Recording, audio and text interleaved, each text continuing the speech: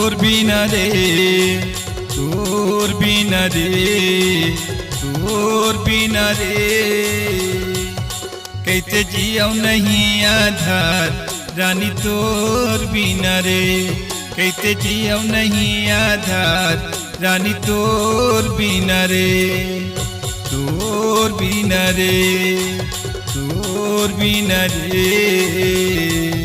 कैसे जियो नहीं आधार रानी तोर बिना रे कैसे जियो नहीं आधार रानी तोर बिना रे रानी तोर बिना रे।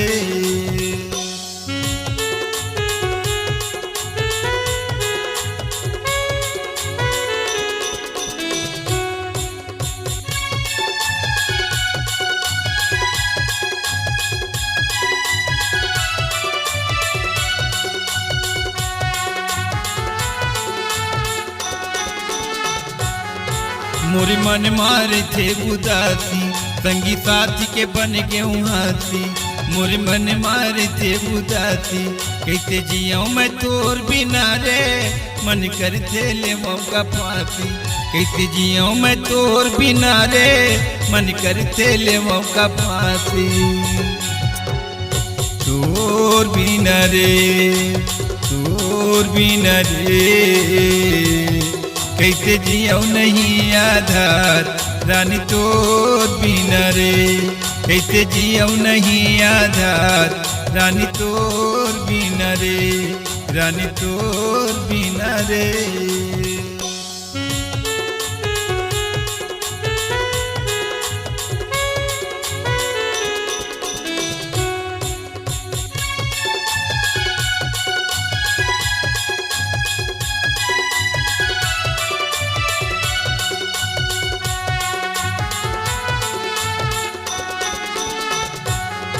मैं गुन था तोर मीठी बतिया निंदिया वही नहीं वो रतिया मैं गुन था तोर मीठी बतिया जिंदगी माँ दर्द छागे अभी टोरती हूँ बती खटिया जिंदगी माँ दर्द छागे अभी टोरती हूँ बती खटिया तोर बिना रे तोर बिना रे तोर बिना रे कैसे जियो नहीं आधार रानी तोर बिना रे कैसे जियो नहीं आधार रानी तोर बिना रे कैसे जियो नहीं आधार रानी तोर बिना रे कैसे जियो नहीं आधार रानी तोर बिना रे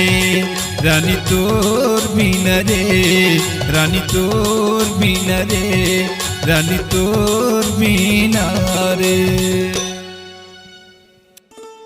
नमस्कार, कृष्णांजलि स्टूडियो विश्रामपुर आप सबका हार्दिक अभिनंदन करती है।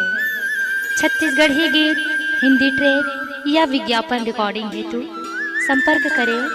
श्री सुरेंद्र निषाद जी, विश्रामपुर।